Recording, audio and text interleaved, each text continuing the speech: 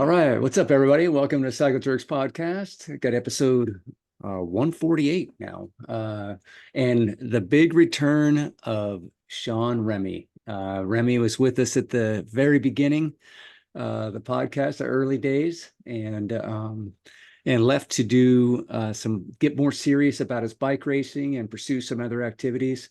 And yeah, we're stoked to have you back on, Shawn. Before we get started, I should point out Dave's out. He's forming and shaping young minds, which is a little bit of a scary thought, but he's teaching today. But Shawn, welcome back to the podcast, man. Thank you. Good to Yeah, see I think your we did smiling like, face. yeah, we did like 50 episodes, I think, Yeah, in the beginning. Yeah, it's yeah, no crazy. doubt. That was a good run.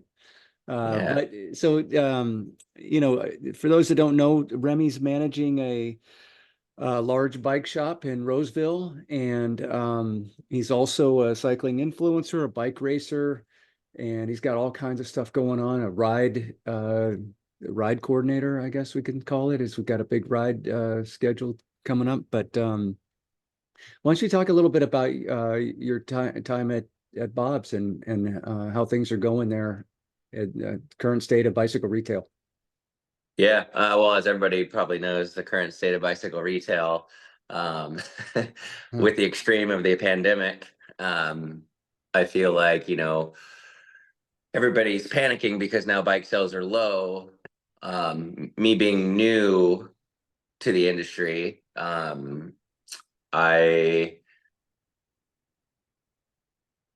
I find it hard for everybody to panic because the pandemic wasn't natural. And so I think what everybody did was they're like, oh my God, instead of thinking like, wow, let's take advantage of this and get ahead, everybody kind of probably just was like, life's going to be like this forever. And I don't know Hmm. if they just didn't prepare, but now that it's gone back to normal and not, we're way under sales. Hmm. And I can't say that everybody's back to normal sales pre-pandemic, but from my boss's experience, they say this is what it was like before the pandemic. It's not that like we're 85% under pre-pandemic sales, it's Yeah. gone back to normal. It is hard because a store like us, such high volume, we did buy so many bikes. And so like we're trying to move what we have so that we can bring in that new good stuff. There's a lot of cool giant road bikes coming out and stuff. And, I want to put those in my store. So we're doing everything we can to find the right person for those bikes, as opposed to just like somebody coming in for a comfort ride and be like, dude, get this road bike. You're going to love it. You're going to start doing 100-mile rides on the weekend. Yeah. But the overall experience in general, I've been cycling for about almost 20 years now. And since the moment I found it, finally, I wanted to do it as a kid. But since the moment I actually got my first bike, I've been absolutely in love and always dreamt of working in the bike industry, having kids. I wasn't sure if I could find a way to work in the bike industry and get by taking care of them and also just, having a life to live of my own. Um, and I'm glad I finally found that. And it's been really great. I feel like I'm retired. I talk bikes all day, and I try to ride bikes as all day as I can without completely just burning out. Yeah. Which I'm flirting that line right now, coming on my fourth week of just like close to 20 hours of riding with 50, 60 hours of work. But I'm Aye, like, I aye, got aye. like 10 more days left that I can just, I haven't been doing super intense miles, but I'm just like doing the miles easy if I have to, just to get that like quality time in. And it's Yeah. been good. Well, The bike shop's great. I always joke that you know, the we don't really, being in the bike business is just like it's fun. You're having a good time and beats working. That's kind of Yeah, my yeah, big yeah, the standard line I say. But we work a lot in the bike yeah, business. We do, but we're doing something that we care so much about, and we have so much fun doing it. It can be all consuming, and it just doesn't feel like work a lot of times. But it doesn't doesn't discount the amount of work that we do in the name of, cycling, whether it be just, selling bikes or just out on the road, meeting people and trying to be as inclusionary as you can and just sharing the stoke and yeah, just more people on bikes. Yeah. It's not really a job. Yeah, I It's a tell lifestyle. Yeah. I visit a lot on my days off at the other location just to check in, and the guys are always like, "Oh man, what are you doing here on your day off?" And I'm just like, "Dude, I'm always on the clock." All right. And I say that in a fun way, but like it's true, like some of my like best sales are on my day off when I'm out on the road. Yeah. Um, you know, Only so many people come into a store that know, like our store specifically, my location that I manage has been there for 25 years this year. And some people that are born and raised in Roseville had no idea it was there. They only know the landmark store out in Fair Oak. So, when I'm out on a trail and somebody has a flat, I'm like, "Hey, are you good?" And they're like, "Oh, actually, do you have this?" And I stop and we're just like talking about like, "Oh, how was your ride before your flat?" And they're like, "Actually, I'm in the market for a new road bike. Well, hey, come see me sometime. Or if you're ever on a ride, you want to pop in, I manage Bob's in Roseville." And then it's like, "Man, you're so helpful. Like, I appreciate that. I want to come in and talk to you about bikes." So, um, it's a cool thing. It just goes hand in hand with my lifestyle. So, Yeah. always on the clock. Well, let's talk about this 20 hours a week. What the heck? 20. So you're Um, riding 20 hours a week? well, so I got 20 hours and 11 minutes last week. So it was like 340 miles and 20K. Yeah. And then the week before I got 15 hours. And then I was like, okay, I'm at 15. I want to try to get 20 because I think I got 16 and I was like, dude, I just couldn't get 20. I was so tired. And Yeah. then like somehow last week I had to cover a shift. So last week I worked 60 hours. I worked 6 days. I only had Monday off. And I I don't know how it just naturally came about. And I was like, "Oh my God, I'm getting 20 hours today or this week." And I was like, wow, with extra work, I was able to do it. And then like coming into this last week, it worked out. I had 2 days off. So I was like, "Oh my God, I have Wednesday off." So on Wednesday, I knocked out like 160 miles and like 4K. And it was all super like lower heart rate, like it wasn't recovery pace, but it was like a endurance pace. My heart Hmm. rate had only spiked like once or twice out on a hill, like 5 hours in, because it got really hot. It was like the hottest day of the year last Wednesday. Yeah. I got a lot of color. Are you trying to Um, describe a 160-mile ride as a chill ride? Is that what you're trying to do right now? well, so it's funny because like everybody's like, "What the what?" And I was like, "So look, at 8 hour ride is a hard ride, but I I have this pace that I call all day pace. I can ride at this pace all day." So I told myself I've been working a lot lately, and so even though I love my job, I give 110% of everything I got to my job. I always put my job first. I always have, and it's a good thing, but it's also kind of a sickness because then your family can fall by the wayside or whatever else it's in your life. Like I've always put work first. So I was like, I work 8 hours every day. Mhm. When's the last time I gave my bike 8 hours of love? I was like, I just want to go and ride for 8 hours. I don't know what I want to do. I've been super unmotivated on which way to go because I've gone every which way the last 3 weeks of riding to where I was Mhm. like, man. And then originally I was gonna ride to San Francisco because that's one of my favorite all-time rides from my house. And then I was just gonna go into town, maybe do the headlands, and then take the Amtrak back to Sacramento and then come back home. And then Erin, my fiance, was like, "Oh, we should ride at sunrise tomorrow." We rode on Sunday. That was really fun. So I was like, if we're gonna get to ride together, I'll cancel my, ride so that we can spend time together. And then I'll just keep riding. So that's what we Uh, did. We rode for an hour, 15 minutes in the morning, up the trail and watched the sun come up. And then I came back home and reset my power meter because it didn't work for the first hour. And then I was like, you know what? I'm gonna ride to my hometown. I want to go see the guys at Lodi Cyclery and see their new location. And got to see Bobby Terra and hung Mhm. out with him for like an hour and talked bikes and got some refreshments there. And then looped through my not my hometown. Lodi is my hometown, but where my grandpa lives at Lake Comanche. It's one of my favorite rides. He happened to be home, so I stopped, filled my bottles, talked with him for an hour, and caught up for the last 3 years. And he was so happy because we haven't hung out in like 3 years. And he, ever since 2016, 17, he was diagnosed with colon cancer and he got past it. So he's like done all of his treatments and he's still here. So, Yeah. Wow. that forced him to retire 2 years early.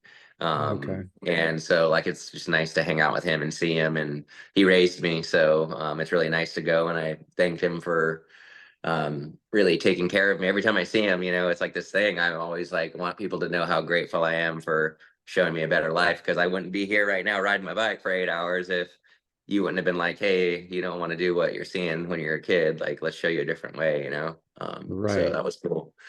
And Yeah. he's your grandfather on your mother's side or your dad's side? So he's my grandpa by marriage, but I don't really consider step grandpa.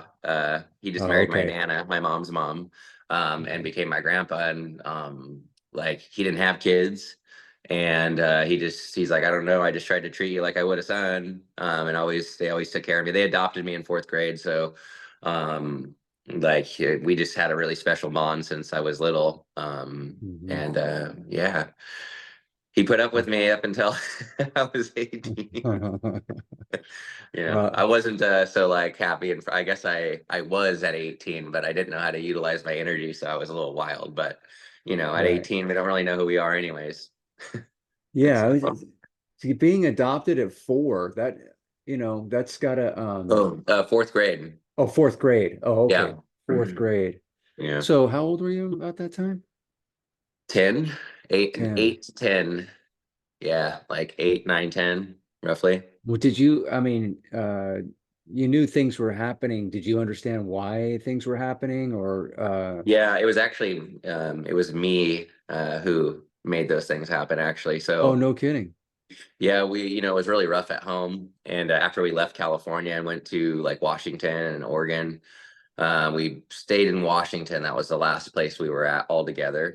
Me, my brother, sister, my mom, and my sister's dad.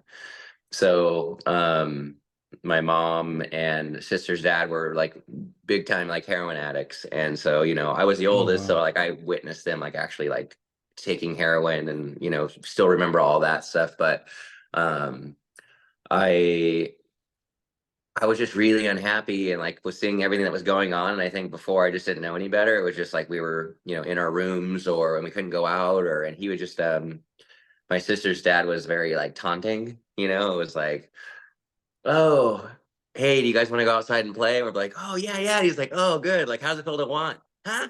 Uh, Get back uh, in your room. Jeez. And then like Yeah. and a half hour later, it was like, "Hey, you guys want to go outside?" And it's okay. You guys want to go outside? Just kidding, We're like, "No," and he's like, "Oh, too bad. I was gonna let you." you know, Wow. just Yeah. just funny stuff. It's okay to laugh now. Uh-huh. It's been 30 years. I mean, the cruelty though, to Yeah, jerk with kids like that, and yeah. yeah, so But you had pushed to kind of move. Did you see the grandparents as the no, so they were fighting for me for up until oh, that they point, were. Okay. until we moved out of California. Like when we lived in Stockton, this really bad neighborhood at one point, and I don't know how we got into that like apartment or house or duplex or whatever it was.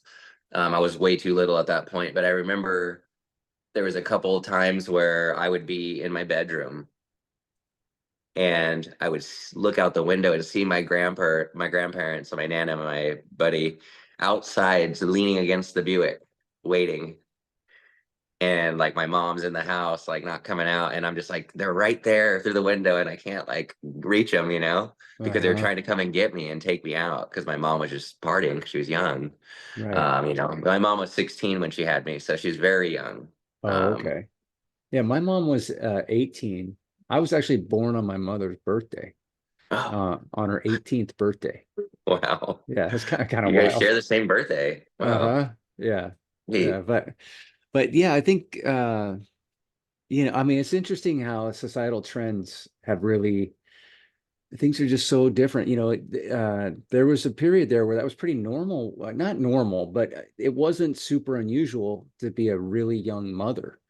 And now it seems like, ki kids or young adults are not having kids yeah, early in I life, and I think it went the other way, yeah, yeah, I see my oldest daughter who's 20 now, and yeah. she's very independent, and she's Hmm. getting a taste of like kind of what I got when in my 30s, when I started to actually get to go somewhere and travel, and maybe like I had kind of had been writing and built my relationships and gotten opportunities to go places through writing and do those things, to help out. And when her mom and I had kids very young, I tried to instill in Torrance, my oldest, hey, I love you and your sister Tegan, but man, it's been a really hard road having kids as a kid, and then you're not together with the person you thought you were going to raise the kids with, and it's really hard. So I'd really encourage you to really go out and try to just be as safe as possible when you make decisions, and just try to really find out who you are. So that way, when you do get into a relationship or somewhere in life, you're not relying on somebody else to define who you are, and you know where you're going. Right. So you can, if you are in a bad relationship or situation, you can get out of there with a healthy mindset, and it took me a really long time to really, remember like, hey, you're here for you. Like, obviously, being polite and respectful, but at the end of the day, it doesn't matter who people want you to be. You need to be who you are so you can go where you need to go, and Yeah. so far, like, although we don't get to talk super regularly, like, it's really nice to see how independent she is, and going to the gym and like having a job and like doing a normal routine on her own without somebody having her do it. Like, and that's Right. like, that generation like skipped. It's like now it's like, yeah, I don't want kids until I'm like 30. And it's like, I don't think having kids at 40 or 50 would be like maybe the right answer if you wanted kids, because you still, in most cases, people that are at that age aren't really like active, and people's health are declining more so at that age, Right. as opposed to like, I feel better than I did when I was 20, but I'm also living that lifestyle I wanted to live when I was, teens or 20s or even a kid. Yeah. I wasn't allowed to race bikes as a kid. I had a bicycle out in the neighborhood and I rode wheelies, but I wanted to race bikes. That's what sport I wanted to get into. And it was like, no, you have to play an American sport, football or baseball. Right. So, Right. um, Right. but Yeah. Yeah. you Most know, most parents were not stoked to hear that their kid wants to race bikes. There was definitely a lot of pressure on ball sports and, you know, yeah, I yeah, had a friend definitely. Josh, and he raced the Stockton track. Like, he had a number plate. He had like the like GT, like skinny tire race bike, and he had an Uh-huh. extra bike, and he let me ride around the neighborhood a couple times. And my grandparents didn't want me to go, and then his parents were like, no, you could play with your friends at home, but you can't bring your friends to the racetrack. We want you like doing this. And I was like bummed, because I was like, oh, that was like my taste. Right. But Was that the track on off 8 Mile Road? probably, Okay, yeah, I because never got to go, so I'm pretty oh, sure it oh, was. okay. Yeah, I raced out there Huh? for years. Yeah, we used uh, to, my parents drove me all over the place. We went, but Stockton on 8 Mile Road, that was like a regular stop for us, okay, But yeah, yeah, yeah, BMX, um, yeah, BMX was a lot of fun back in the day. hell yeah. It's too bad you didn't get It's a fun. It's taste. fun Yeah. now. Yeah. Darn Or it. I mean, I don't know. We'll Yeah. see if I can get a BMX one day. I Uh, don't advise it. How old are you? 40. I always tell people, Uh, no, if you yeah. didn't do it when you're younger, probably just stay away from Yeah. it altogether. I don't want to, like, I mean, I would go to a skate park and like cruise around and like flow, Uh-huh. but I just want a BMX to ride around town. Like, I got Aaron a 80s profile 24 cruiser, original, Okay. Gen 2 Tuffy blacked out mags. So it's all blacked out Oh, with okay. profile cranks and stuff for our anniversary a few Oh, years wow. back. Yeah. And it was just a vintage bike a mechanic had in our warehouse at Bob's. And I was like, dude, whose bike is that? And I just took it home and surprised her, and like she was so stoked. Like, does she ride it? No. But I haven't gotten a BMX bike so that we could go maybe do it as a themed ride, Oh, sure. because it doesn't make sense for me to ride my track bike with a huge gear while she's on a BMX, like trying to spin to win. Right, right. Well, hey, let's talk about that a little bit because your fiance, Erin O'Hagan, she's a cycling influencer also. Mhm.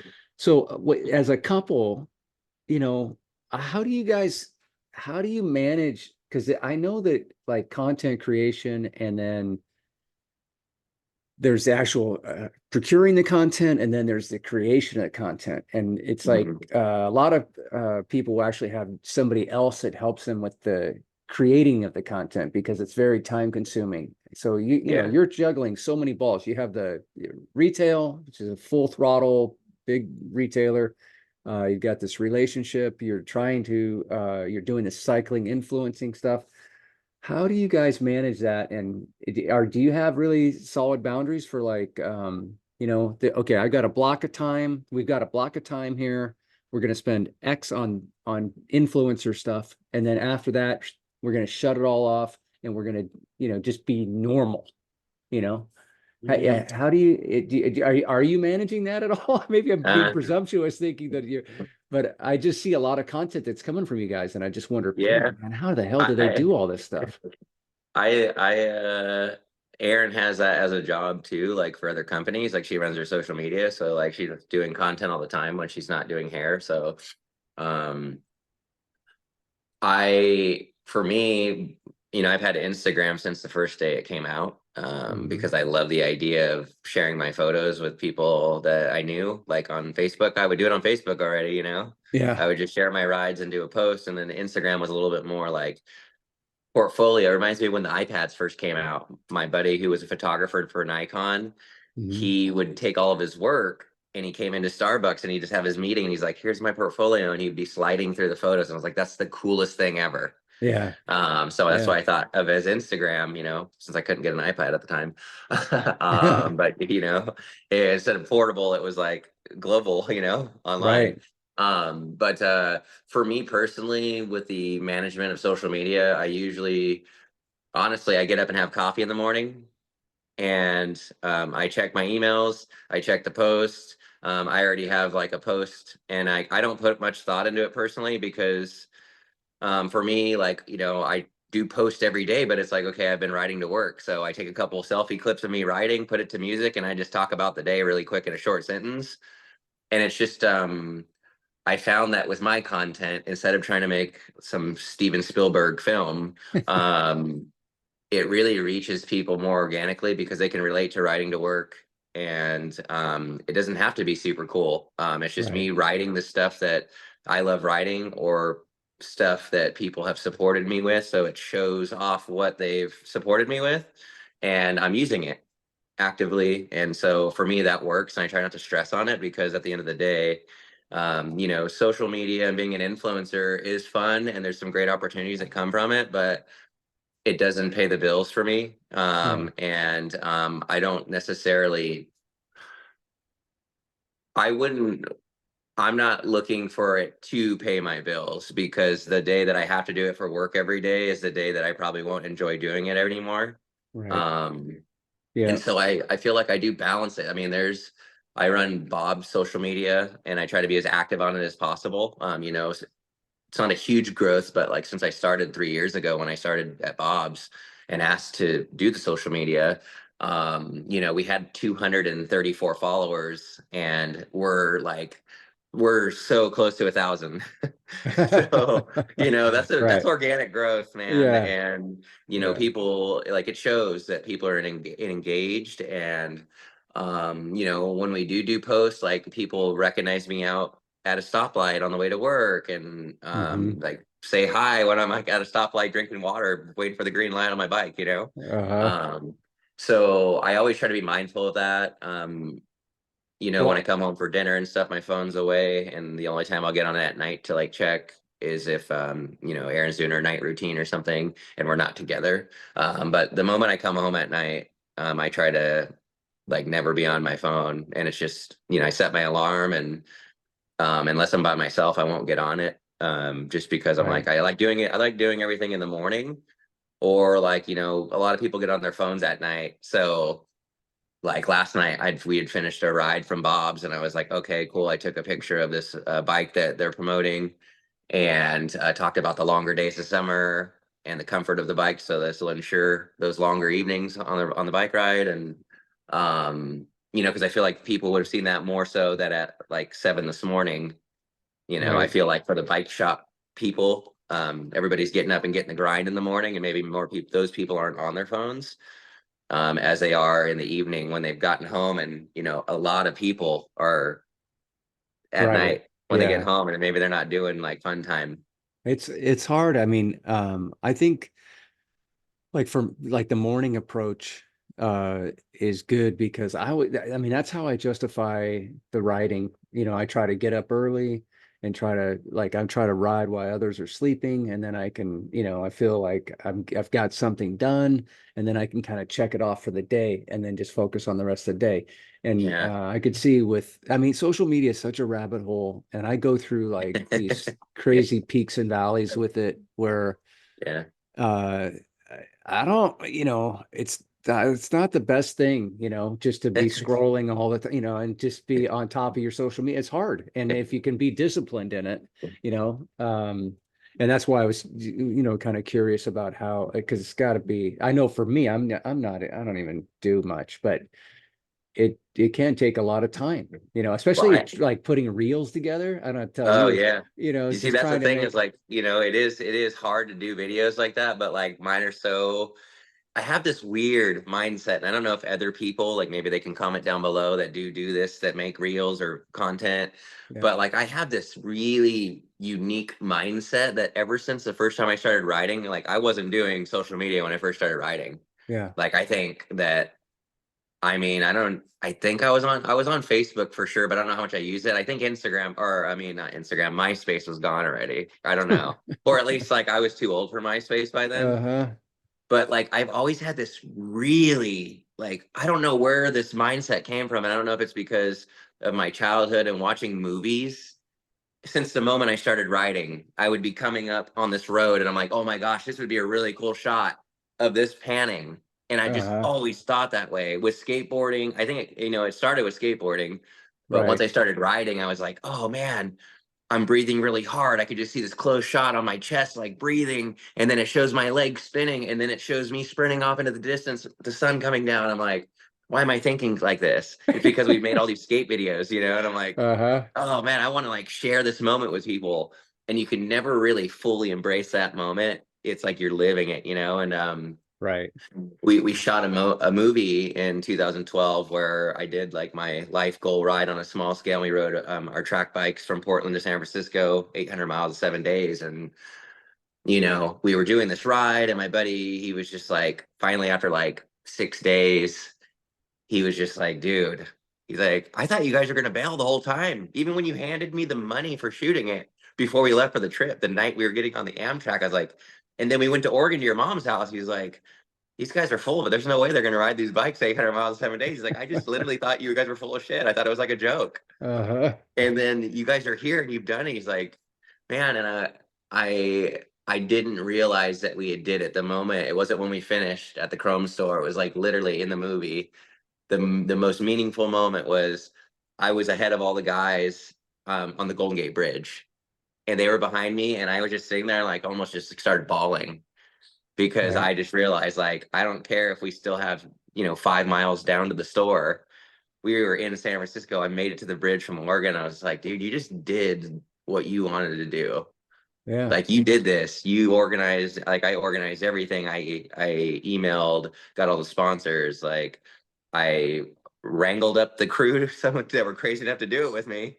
Right. A photographer, a SAG vehicle. Like I mean, it was so much fun. So But it's like, but you've always had kind of like this movie make. So, it's interesting because we had another guest on a while back, David Lieb, and he's he's like a Crankworks competitor, right? So he okay, does slope style and speed and style, he does a bunch of different things. And but it was interesting because he like sets goals, achieves them, and then flips and on to the next.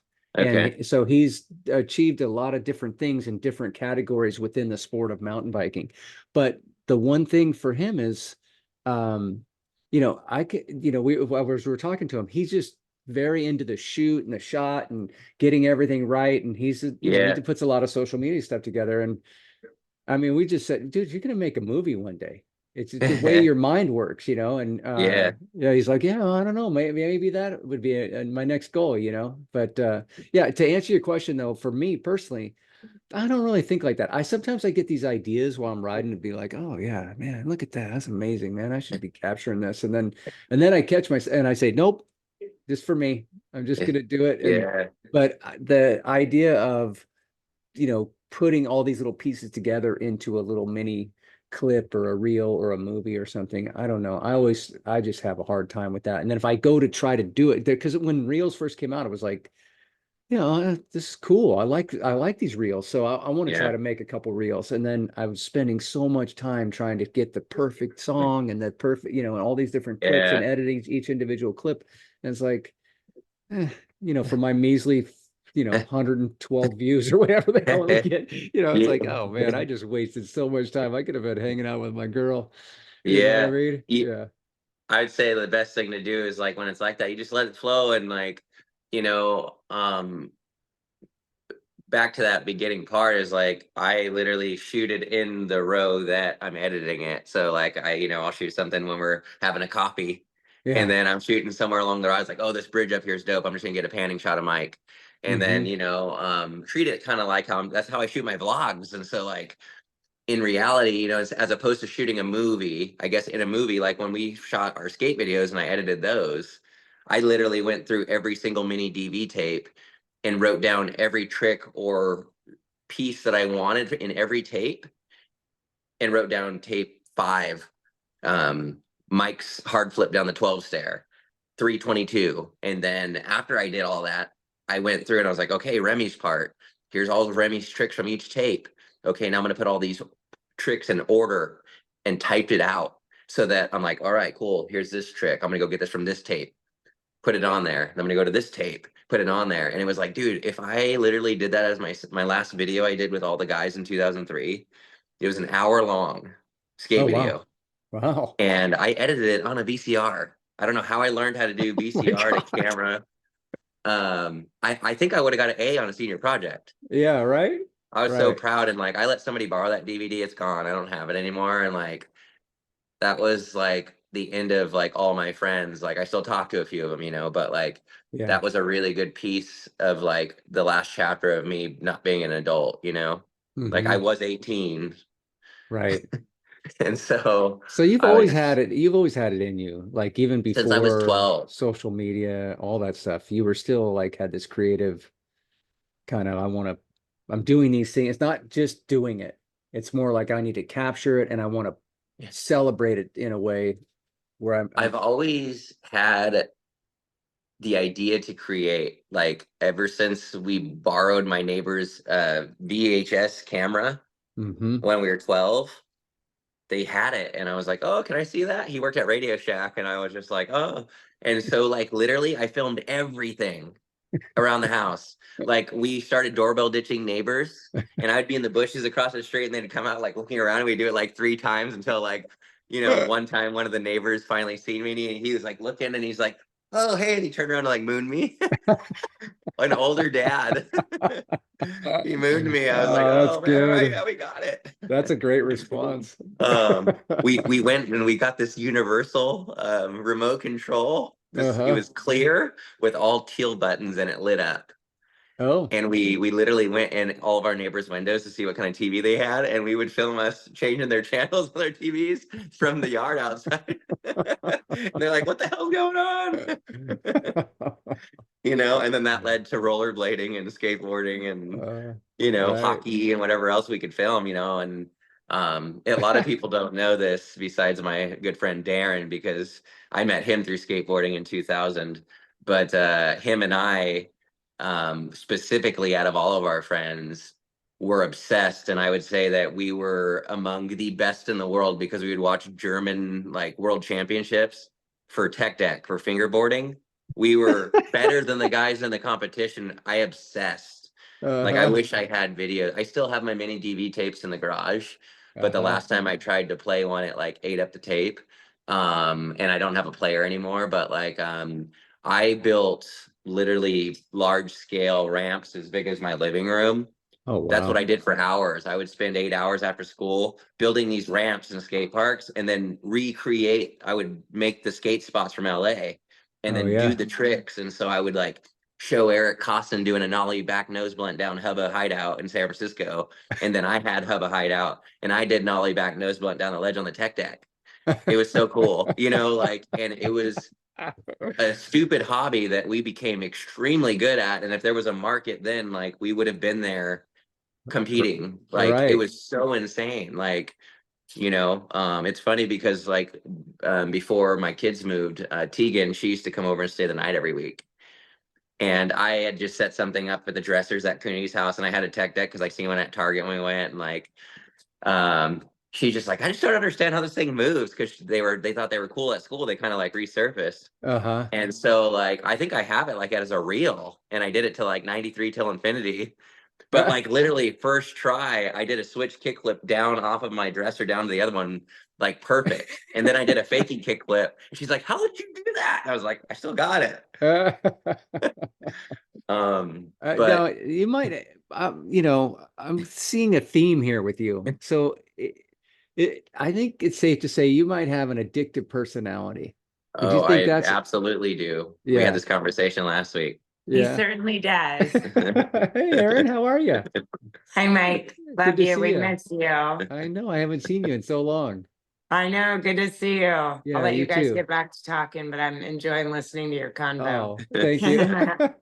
um, You think but that, let me just interject real quick. Do you think that that comes from, addiction's kind of an interesting thing, right? Because it can be the thing that fuels you to greatness, but can also be something that fuels you to total despair and destruction, right? And so yeah.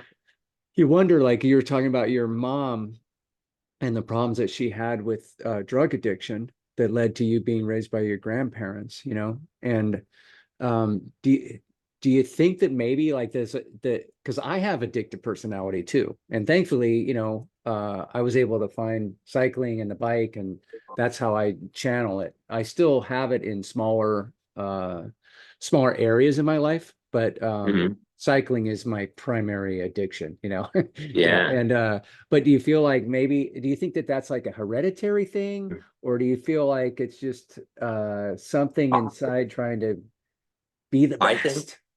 yeah, I can tell you that I've talked about this actually a lot, and like I've actually I've mentioned it to my mom. My mom's clean and sober now since like 2001, so 23 years she's Wow. been off drugs, Great. so that's great. Yeah. So I'm super proud of her for that. I was the oldest, so I remember everything. I watched Yeah. everything, and I remember watching my mom do anything she could, literally, to get the next high. And I seen that, and I never really understood like what is so great about this thing that she's trying to get. And so for me, I was like, life can't get any worse than this. It has to be better. There has to be a better way of living out there.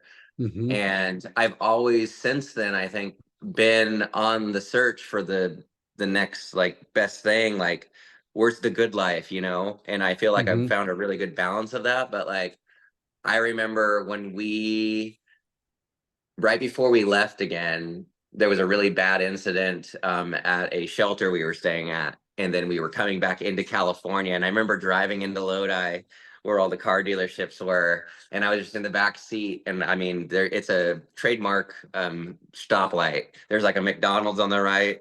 There's an Arco on the left, and there's the Freeway 99. And you just go through, and then you're in Lodi, and Hmm. the corner's been the same since the 70s and 80s. But like I just remember like I would just wanted to be near my grandparents so bad, and like we drove into Lodi and Bruce Springsteen Coming to America was playing. Oh, I'll never get that geez. song out of my head. If I ever hear that song, I'm gonna remember that night when we were driving back into Lodi, and I was like, I'm home, I'm back. There's hope that I'm going to get out of this life, you know?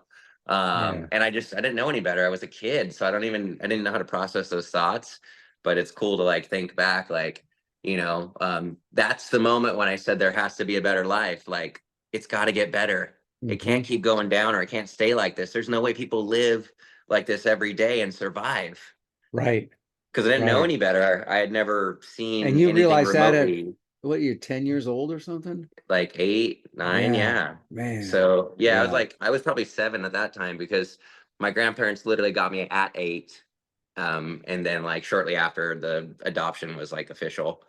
But you Yeah. know, all those thoughts make sense now, because I feel like now that I've kind of found the way that I'm going, it makes sense, because I didn't know how to process them then, but now I'm looking back like, oh yeah, like in reality, it took you a while. You Uh-huh. know, had Right. kids really young, and had to make a bunch of mistakes to really find the right thing, the right decisions, you know, or Hmm. the right way of life. And you know, I think Starbucks also had a really good influence on how I treat people with respect and dignity for the most part. And you know, because I found through that like being kind to people actually did make the world a nicer place, and it also creates opportunity for people to Yeah. collaborate, and that's what life is all about when you are, let's say, being an influencer, or even just, you know, being good in your community. It's about networking with people Yeah. and utilizing the resources possible to make things happen, you know. Yeah. Yeah. A little kindness goes a long way. Yeah, That's kill for them with sure. kindness. You know, If it, I have a dream job, but I do have really hard days at work, and I come home frustrated. right. That I found, you know, but I think after that's I've, true with anybody, no matter what you yeah, do. There's it's going to be never good days and perfect. bad days. It's like a Yeah. relationship. I mean, how long have you guys been married? A long time. You guys have bad Oh days. man. Yeah. You It get does through it. You happen. put it up with it, right? Yeah. Try to have no bad days, but okay, let's flip because that was pretty deep there. But let's flip into something a little bit more fun. So last year you and Aaron went to Girona. Hmm. Last was it last spring or summer? November. Oh, it was November. Oh, okay. Yeah, it Yeah, I was had my just sunny timing wrong. there. Yeah. Yeah, it was just sunny there, and it wasn't here. So let's talk. Girona is a cyclist dream destination. So how did that trip come about? And then talk a little bit about the trip. Um, it, we originally weren't going to go on a vacation because we got our home. So Hmm. we were just like, we got our home. It's kind of like a vacation. And then Aaron works a ton and was like, what if we can go on this vacation? And I didn't really think of it as a possibility. And started to get excited. So I was like, if it's a possibility, like I'm totally down, but I don't want to get my Hmm. hopes up. So she did a lot of the legwork. And then we got there, and then I did my part of like finding routes and taking us on rides, and then we also knew people there, and it was awesome. It just ended up happening, and I mean, by far the best place I've ever been in my life. I haven't been to a ton of places, but Hmm. man, the way of life, you know, there is outstanding. Yeah, Everybody closes at like 2 to take a nap, and then they I reopen at know. 6. The coffee shops don't even open till 9. Uh-huh. Yeah, And it is it's a little bit, well, in America, we're so spoiled because like if you have you want something, you just go get it. There's no you don't have to worry about what time it is. You can just go get whatever you want whenever you want, pretty much. yeah, But in Europe, you gotta focus on quality of life, yeah, you gotta you really know? plan your day. You can't be as whimsical as we are here in the United States. You have to Yeah, be like, well, I can't really ride longer because if I do that, then there's no shot at eating for the yeah, next 4 hours or whatever, yeah, yeah. until they open back up again.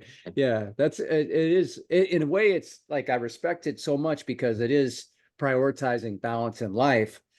But as a consumer or as somebody that is kind of impulsive or does like to take things maybe a little longer than had originally planned, you can get yourself into trouble where you just don't have food, Yeah. or opportunities to get food. Good thing Um, the gas stations are open though. You yeah, know, if you're on a ride, you can stop and get snacks along the ride. right, right. But that's, yeah, yeah, yeah. I mean, it definitely, It's just an interesting dynamic of the whole thing, over there in Europe. But yeah, Yeah. the quality of life and the the lifestyle, I didn't go to Spain, but we went to France and Italy and Switzerland. And it was all that's something that was shared in those three countries was this balance that they Yeah. have with life that we don't have over here in America. Is it true what they say though? What's that? The French are assholes. I will say the Italians were great. No, I think the French, it could just be the way that they communicate, whereas the Italians are just a lot friendlier and more robust, just have this flair to them. Hmm. And it's beyond how they talk to you, even. It's just how they move their body, and it's just like their energy is just like this different energy. Whereas the French definitely have kind of some fuck you energy. Yeah. Yeah. So Yeah. especially if you don't speak French Yeah. and you're trying to like find your way, yeah, they can be pretty dismissive and pretty yeah, that was one of the things it was interesting because you hear all these stereotypes and then you go and experience it firsthand, it's like, oh yeah, this is why this is a stereotype. Yeah. Because it's happening to me right now, and but but yeah, how about in Spain though? I mean, so Spain doesn't really have that any type of reputation like the Italians or the French do No, necessarily. Spain was just, 110% kindness. Yeah. Everybody was great. I did this really cool group ride. Erin was gonna go ride with her friend, and so I was like, okay, I'm gonna get to go do this group ride, and I did the like expert route. They had two routes. They had one shorter one that was like maybe, I don't know, 30-ish miles. And then the one Uh-huh. I did, we rode up Mar de Mont. It's one of the big climbs in Girona, like, or one of the popular ones. Hmm. And it was just gorgeous. It's kind of comparable to Diablo in the States. Oh, okay. The road starts 11 miles out, but the climb itself is 9 miles with like 3,500 feet of climbing, roughly. Yes, very similar. Um, and there's a lot of spots to just stay at 10%, and then it gets really steep, and then it backs off, kind of like the wall, but like before the end. Oh, And you're just okay. like, oh my God, I don't know. Like, if I can keep going, you're in your easiest gear, and you're like, this is just bonkers. And it's Yeah. open, so like you can feel the wind. It almost feels like you're riding on a tightrope, like in the sky. It was kind of Uh-huh. cool. But that ride, everybody was super nice. The owners were there, the husband and wife that owned it. It's called Eat Sleep Cycle, Okay. and it's literally like this super baller, like boutique, like two-level store.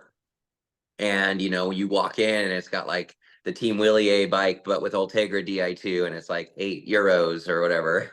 Uh-huh. And you see all these bikes, and then like I went like on the top floor towards the back, and then they had like the mid-range like TCRs and like Avails and stuff, because Okay. they were a Giant dealer. So Oh, the nice. day I did the ride, I actually wore the like Giant like ambassador like factory off-road takeoff spin that you gave me, the jersey. Oh, yeah, yeah. Because I was just like, hell yeah, and then like downstairs they had like all the cool like tools, like pumps, Silka pumps, and anything you could need, they had Hmm. it there. And so that's like the store. And then over to the left, they had this all like three side window natural light, like espresso bar slash cafe, Wow. food, a TV with bike races, a full bar around like a Starbucks would with in the windows, and then Right. like tables that it was So freaking did you just hang awesome. out there for the whole time you were in Girona? No, I actually literally went in there one time when we did the ride. Oh, darn I it. literally rode, went back to the Airbnb, walked down to the store. We would walk to a restaurant, and then I would actually go to Espresso Mafia, which was, a 90-second walk from our Airbnb down the alleyway, Oh, okay. because we were Yeah. right in Old Girona, which would be the dream place to live. Yeah. Um, and then yeah, I've just like never really actually got to go to the bike shops a ton. We would pop in here and there. I really wanted to go to the service course. That was like my number one thing that I wanted to do while I was there, and I ended up not getting to go Oh, okay. because the first day we got there, we went. but the Google Maps took us to the old location and didn't realize that it was right around the corner. We just seen Trek Travel, and I was like, dude, where is this place? So we just like went and rode, and was like, I don't want to stress that hard. Right. And then when I realized where it was the next day, I tried to go the following day, and they were closed for the day. Uh, And so it's did you have, okay. I mean, yeah. one of the people there was like, "Oh, I mean, it's not that cool." And I was like, "Well, I've just never been there. So if you go every day, like, Right. that's my style of place. Like, I wanted to go see because Taylor Finney, they just opened it, and Taylor Finney did this huge mural in there and like all this art, and I was like, dude, that's where I want to get like a souvenir. Yeah. I didn't Yeah. buy anything from there to keep except for a couple of water bottles from Eat Sleep Cycle that didn't say Eat Sleep Cycle on it. It literally just says, actually, hold on, I have one left. Oh. I lost one. So 3 months ago, I got to ride with my favorite pro ever, Lachlan Morton and Harrison Sweet. Beal, who won the Levi's Grand Fondo last year. And we did this huge gravel ride. And it was my first real ride on the TCX. And we did like this divide trail. And we did like Culvert, which is like more of a mountain bike trail. Yeah. And I lost one of the bottles. But Oh, so this shoot. is the Girona bottle. Oh, that's cool. And so you have L's Angels. Yeah. It's like an area kind of like not a forest, but it's kind of like an area in like outside of Girona.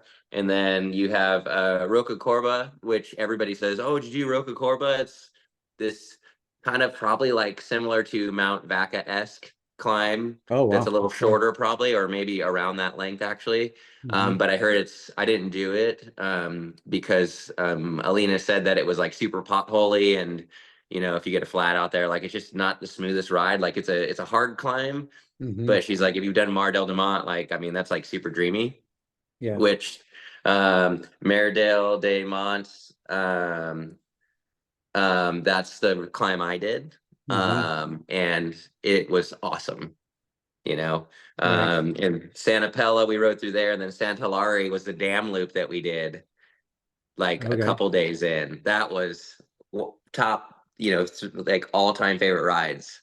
Oh, Probably wow. one of the most epic rides I've ever done. Yeah. Like not Nice. like hard, but like beautiful. Right.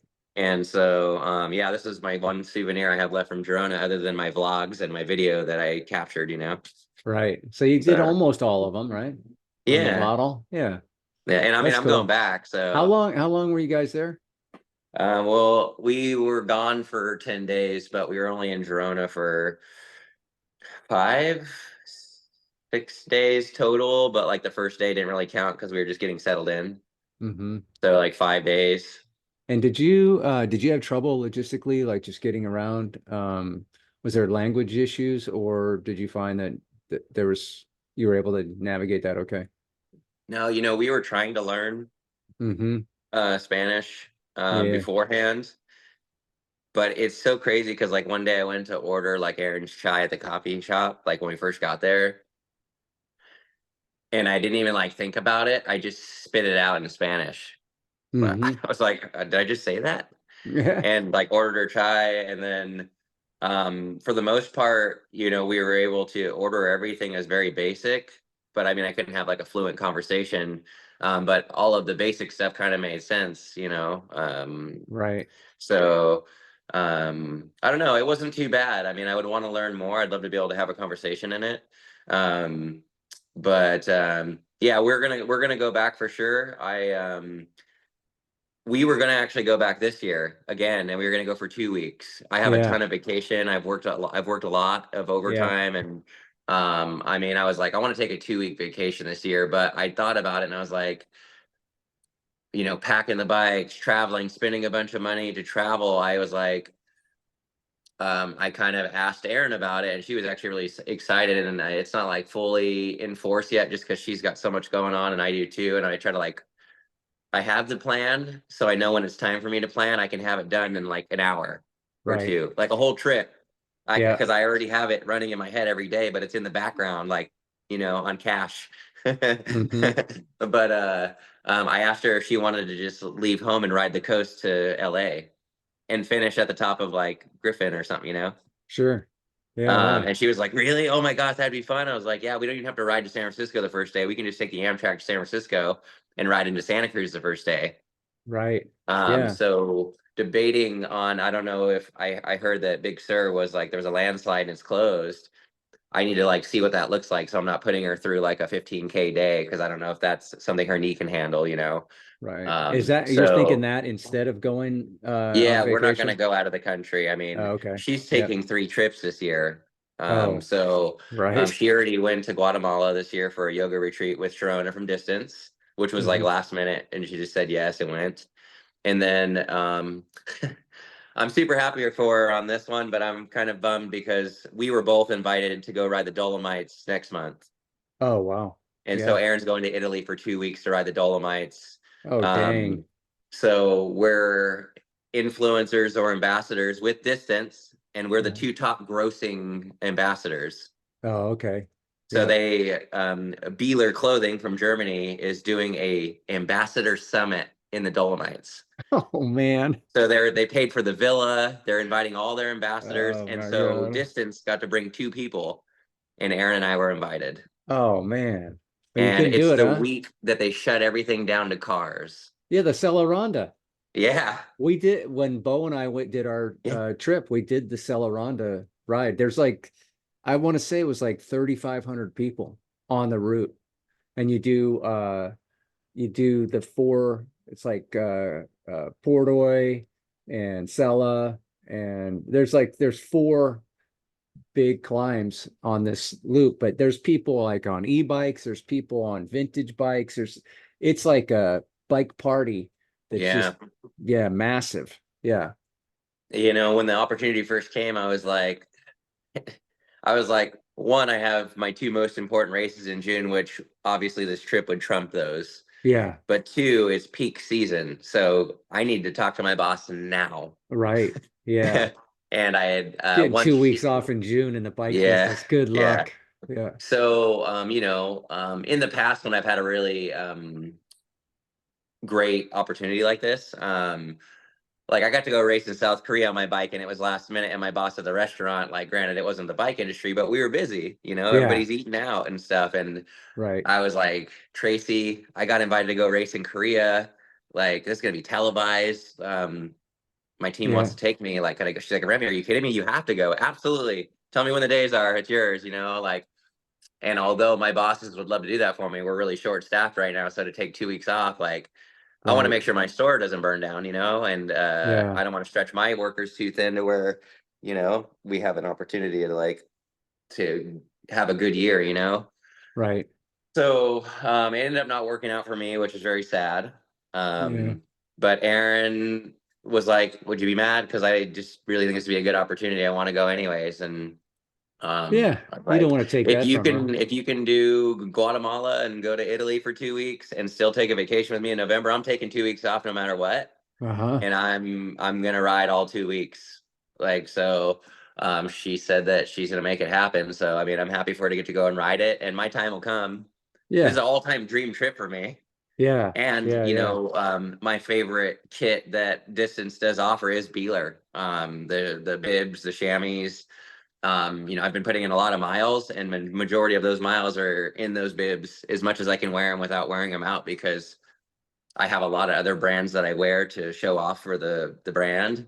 Yeah. And so I can't always wear Beeler. So yeah, it's just a brand that I've always wanted to wear. But like, when you buy out of country, when you buy normally from a country, you pay duties. Right. So you buy maybe $1,000 worth of kit, you're gonna pay $300 to $500 in duty fees on top of that for it to come. So that's why it's never been an opportunity. And now Yeah. that I have worn it, I'm like, oh wow, this would have been worth it, but I'm glad I got the chance to try it first. Well, maybe next year, I mean, I don't know. It's going to be hard in June though. And Yeah, I know. yeah. Yeah. I'm And focused on like Sea Otter next year. I'm like, okay, I need the whole weekend off for Sea Otter now. That's gonna be like the most important race of the year. I want to just go and do it. yeah. Even if I'm not like racing to win, it's Well, like I'm that's gotta glad. be the event. Yeah, I'm glad you brought that up because, I know you and I've talked about this off air, but man, Sea Otter is such an amazing event. And largely dismissed by a lot of the Bay Area or, Northern California bicycle retailers. And the opportunities that are presented there are unique. And beyond just racing, racing's awesome. And there's whatever type of race you want to do. I mean, there's a lot of different options there, but just the community is there in force. And just from a networking standpoint, or just seeing new product, because it's like a mini trade show, or just even having a good time, not even racing your bike, just go do some of they have non-race rides that are scheduled every single day, and you can go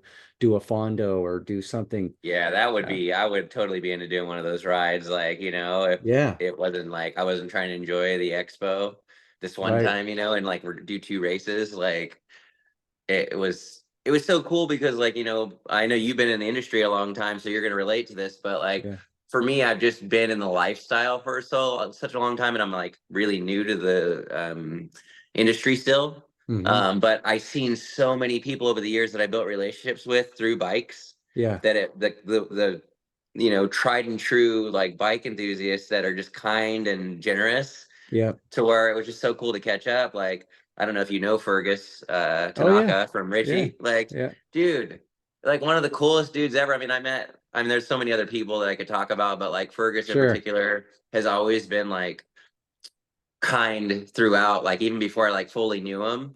But literally I met Fergus officially after my bike ride to San Francisco, because Dustin Klein of Cadence Collection sponsored us and a bunch of my races prior to that.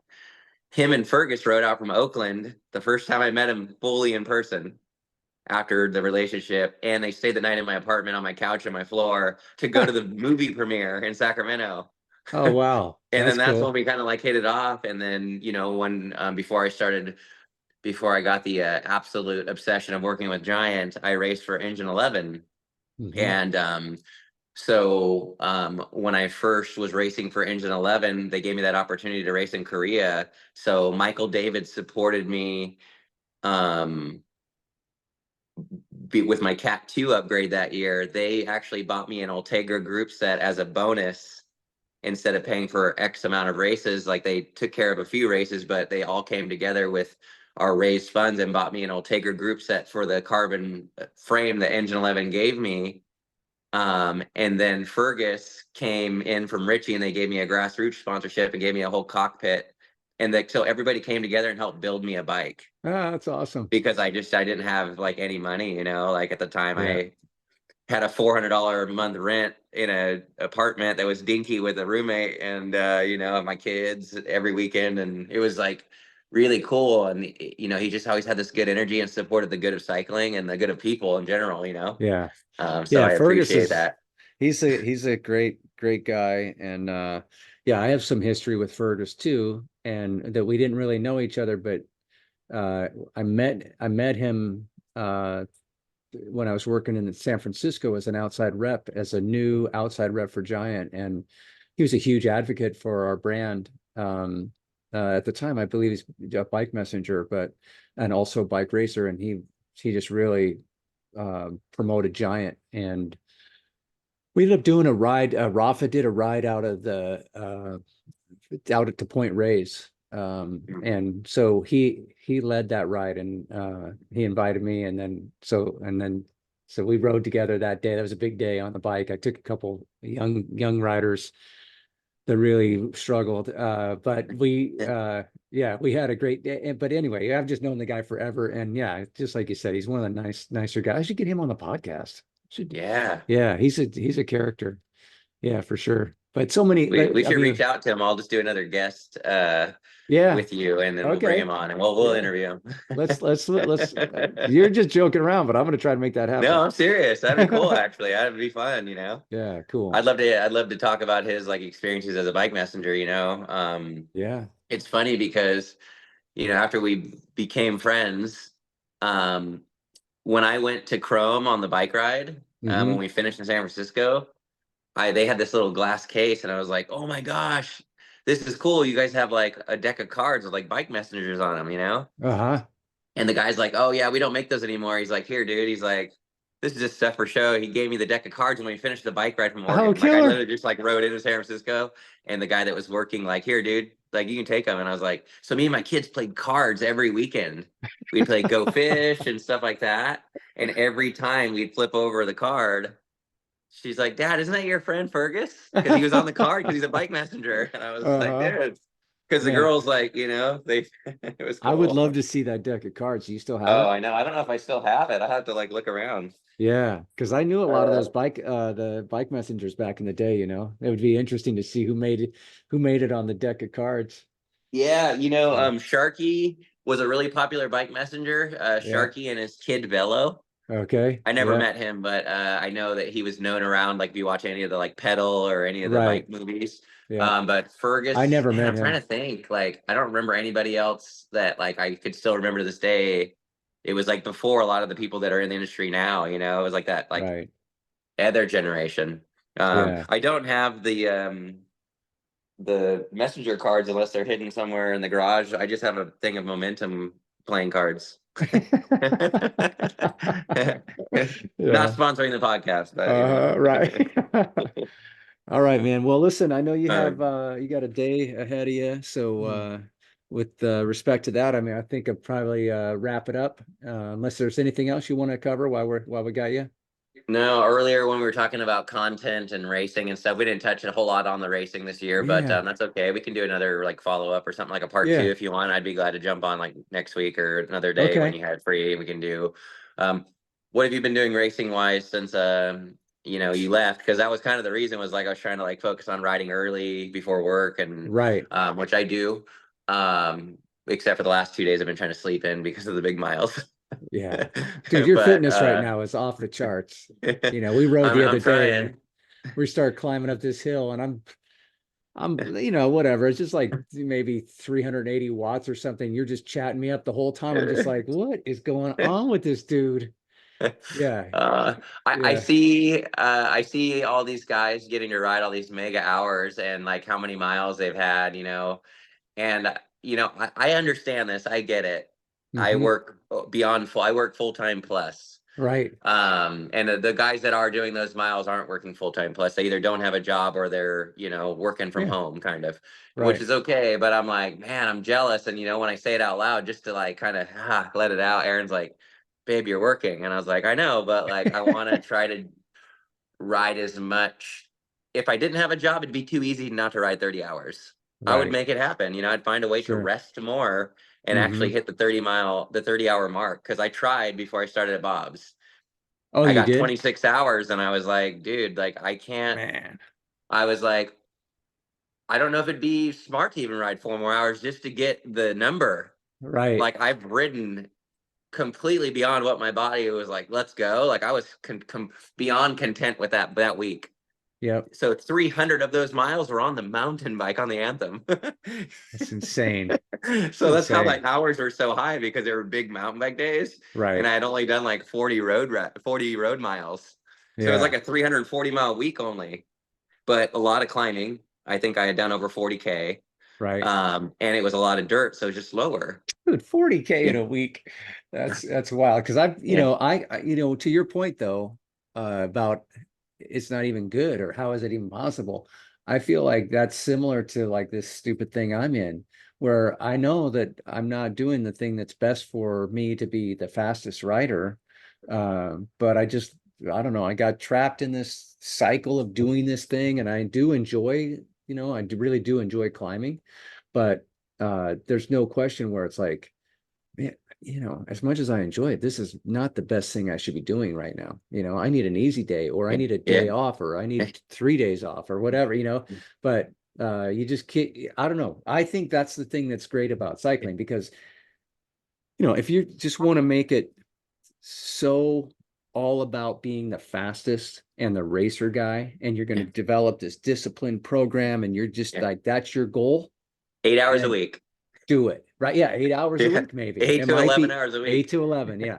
Yeah. And so, but that's not enough. That doesn't work for me. Like, I don't Yeah. appreciate that part of it and being so regimented. I want to do what I want to do. And even if somebody else looks at what I want to do and thinks like, well, what do you do with these dumb rides? It's like, yeah, they're dumb. I don't know. I just like it. Yeah, I don't it's judge what your you rides. enjoy. It soothes the Yeah, soul, man. It's right. like That's right. last week on a couple of my rides, like the 8 hour ride, like I was like, when's the last time I spent 8 hours on the bike? It's been a long time Yeah. since I've Yeah. done an 8 hour ride. Like I do 5, 6 hour rides all the time, but eight is another 2 hours. Yeah. And so I ended It's a up big doing difference. five. Yeah, I ended up doing about five of my favorite rides in one ride because of the loop I did. I got a little taste of all those routes. Hmm. And Well, I got a taste of history. I actually went back where it all started, and I got to reflect on where I came in the last 30 years from that birthplace, right. and thought about all the bad experiences I had, but all the good that's come from it and where I'm at now. Because like I've been working so much that I was like, oh, I had a thought the other day. I was like, wait, am I happy? But I am. But it's okay to have those thoughts because you're just thinking. Right. It's not like, oh man, I'm unhappy. All right, I'm gonna go work at Home Depot tomorrow. I'm quitting my job. Like it's not like Yeah. that. It's just like, oh, I'm working so much that I'm just kind of drained mentally Hmm. because I'm trying to ride a ton too. And and then I'm trying to spend time with Aaron. And Well, I think last week that's we actually got 3 date rides, which fuck, we don't even get one a week. And I got that into a 60-hour work week and a 20-hour ride week. I don't know how it all happened on right. the busiest week, but it did because I Yeah. prioritized mental health awareness. Well, I think that's the thing about cyclists too, is we do have a lot of time alone without media. It's just you, your bike, and whatever, the thoughts in your head. And Mhm. I think that's a great benefit that when we talk about mental health and what cycling can provide for you, even if you're listening to a book or a podcast or music, you're still there's still your brain is, you know, you're you're running through all kinds of different life scenarios while you're on Yeah. your bike riding. And that's like a lot of downtime that a lot of people don't get at all. They're just Yeah. go, go, go, go, go, go, sleep, and then go, go, go, go, Yeah. whereas, You wake up and you're back at it and you're like, damn. right. But there's something about putting in those longer days because, you know, 2 hour ride, you can basically do at a certain level, you can just do without any nutrition or anything. You get 4 hours. Now it's like towards the end of that ride, you'd better taking care of yourself. But then when it gets to 6, 8 and beyond, that's when the nutrition part of it. And if you don't practice that stuff, then you go and try to do something epic. You could end up crashing Yeah, because you just don't have you haven't fueled yourself properly. And definitely.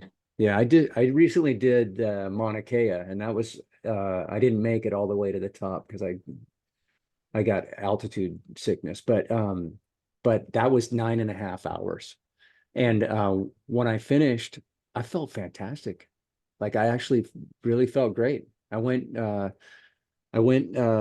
back, loaded my bike, hopped in my car, drove to a restaurant, went and had a nice meal, and then went back to the hotel. And I was fine. And like the next day, it was just like, Yeah, okay, so I had actually taken care of myself properly on a ride that was that all encompassing.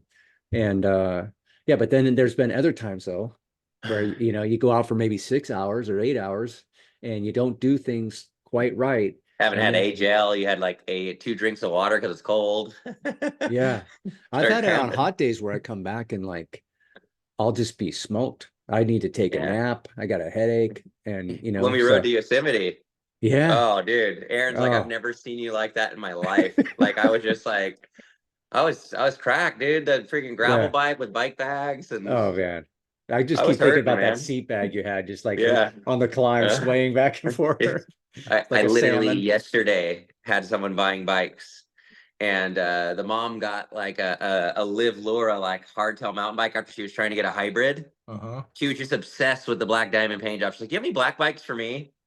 Because the husband, we went from getting like a basic rec hybrid to him getting a Talon one in black and blue. Oh, okay. And All then right. she's like, "Well, I mean, this bike's cool, but what about this one?" I was like, "Well, it is like more of a mountain bike, but it's upright. You can ride it if you want." She's like, "Yeah, I want to ride this one." And literally because of the look, bought it. And then we did like pink grips, pink pedals, but we put a kids ride shotgun pro on it. Oh, okay. And so like his bike went together great, but then we were doing her bike took like a little longer to like customize. Sure. And so like I'm just chatting with them. They had a little kid who got a little animator from Giant, like out of nowhere, because they're like, we're gonna put him on the kid's seat on the Talon, and then the shotgun on the Lura. And then he was just ripping around the 12-inch, crashing into bikes, and he was just so hyper with a little binky in his mouth, like it was so cool. And I was telling him, like, I was like, okay, so we're gonna have you ride it, because the biggest thing to get used to is you're gonna have that seat behind you. So if you were to get out of your saddle, you're gonna kind of feel it sway a bit, and it just reminded me of climbing up the Priest Grade Road, or the new one when we're going to lunch, and I was like, oh, this saddlebag is like swaying when I'm trying to climb. You're like, I can speak to this from experience. Yeah. That weight back there is gonna drive the bus, you know? Yeah. Yeah. I wanna do that ride again. I don't I mean, I would be down to ride back the next day. I don't know if that route would be super appealing to ride home. Uh-huh. If because that route wasn't like phenomenal. I mean, there was good parts, but like it was a grand finish. Yes. And Yeah. so, riding the other way, it's like, Right. you Well, know. all right. So before I would be down to do that again too. But and the ride back would be interesting. But before we wrap up, maybe we talk about what you got planned for this. We haven't dialed in the date yet, but let's talk about Visions of Grandeur Gravel 2024. Yeah, so the Grand Adventure Visions of Grandeur ride that I've been planning for this year, I thought it would be really cool, because we talk about being busy all the time and never have any time to do anything. And you and I are a great example, because we used to ride pretty regularly Yeah. and had time. And I feel like this last year and a half, ever since the market has changed with the pandemic, and like life stuff's happened, you guys were building a home in the back of your yard. We were moving into a home, like Yeah, we're very far away, so it's hard to get together to ride. So for it's sure. like, why can't the guys get together once a year for a Yes. weekend and go? And it's like going to a bachelor party in Vegas, or not even a bachelor party. It's just like the guys' weekend in Vegas, or the wives in Napa going I was wine gonna say, tasting. I think I'll But skip the bachelor party in Vegas. yeah, yeah, no, totally. That's like not going to do it for us. For us, it's like, Yeah. let's go do a Yosemite ride. Yeah. And so, earlier this year, I was just like, why is it so hard that we can't even get one weekend out of 52 weeks in a year to do this? There's no reason why we're that busy. Yeah. And so, we haven't decided on the date yet, just because we're trying to coordinate multiple people's schedules that very intimate relationship that would want to do this ride, that close friends. Hmm. And so I thought, instead of riding to Yosemite, so we didn't have to, one, worry about cars getting in to meet us like last time, and two, asking somebody to do that big of a ride the next day home, because not all of us are as a beast like Claire. Yeah. um, I thought it would be really cool to ride to Tahoe again. That was one of the rides that I did that in 2017, and I rode from Natomas, so there's a lot of like garbage miles in the beginning. But I rode from Natomas to Tahoe in 2017. It was like 128 miles, 11K. But once I got past like Placerville, it was beautiful the whole rest of the way. And the last 48 miles was like 6K. But like Hmm. once you got to Echo Summit, it was like a 10-mile descent of just gorgeous into Tahoe. And Yeah. so I thought it would be cool. We did that ride, but from like my house in Carmichael. So we cut out a lot of the American River Bike Trail. It's still about 130 miles Hmm. somehow. Yeah. Um, but however, I changed the route. So we're not doing the normal road ride that I did, and that's why it's longer. We would be going up through the Forest Hill area, and then once we got past Forest Hill to Robinson Flat, where Forest Hill Road kind of like not dead ends, but it just turns the dirt. The dirt takes us all the way out to like Truckee, and then we drop down. So it's a full alternative route that in the next couple of weeks, once this month's over, I'm going to back off for a mother load and like, give my legs a rest and just drop it down a bit. But I want to drive the route and make sure that it's fully doable, so that I could be the best guide as possible, and Hmm. not just have a map and be like, oh, I'm sorry, I didn't know there was a landslide here. This is shut down. There's another ride that I really, really want to do, and I've been wanting to do it the next couple of weeks, but it's like I don't know if Diablo North Side is open yet, so I can't do the ride unless it's open because I need to go down Northgate. Yeah, I And I don't believe want it's to do it open. if I can't go down it because I don't want to go back down south and then go around Diablo.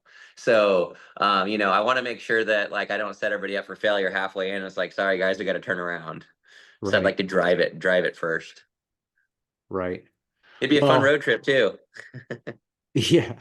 Well, I'm looking forward to it. And once we get it all sorted out, if anybody out there is listening and you're this sounds like a good time to you, like riding to Tahoe and back via gravel, mostly gravel. Oh, I'd say it's a mixed terrain ride. We'll just call it that. Yeah.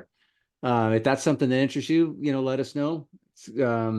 Yeah, so Yeah, I I'd be can get glad you. to send the route over via Strava link. I have the route there. I haven't planned fully the ride home yet, just because I'm trying to get the dates down before I like get all excited and start making the routes. And then, if we aren't able to align a schedule, I don't want to be like, oh man, we weren't able to do it right now, but that's okay.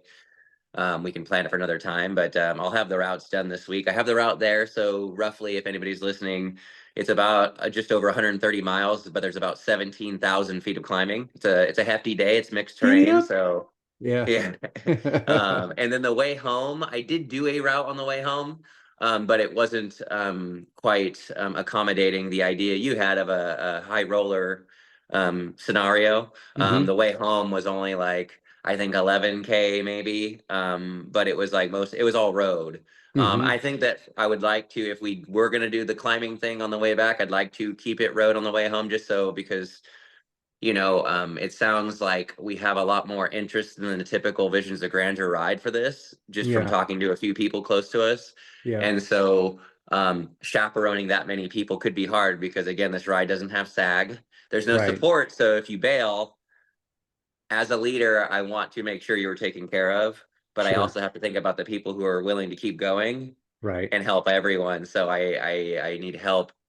I would need help with that if we were going to do that. And I don't really, since it's a free ride, Yeah. with the exception of like lodging, um, anybody that's going, once I find out who's going, we'll get lodging and everybody can pitch in to pay for the lodging. But it's a free ride, so I can't. I don't have anybody to just want to drive that and be like, yeah, I'll just tootle along in a car for 12 hours, and you guys just do your thing. I'll just read a book. That's not happening. Yeah, well, I mean, we do have Dave's talking about joining us, and he said that he'd be willing to kind of drop back, but Uber's also an option. We are all grown adults. If someone's too cracked to make it, you can Uber your way on home if you have to, But yeah, well, okay, so I'll share more details as that happens. But if you're interested, go ahead and reach out to us.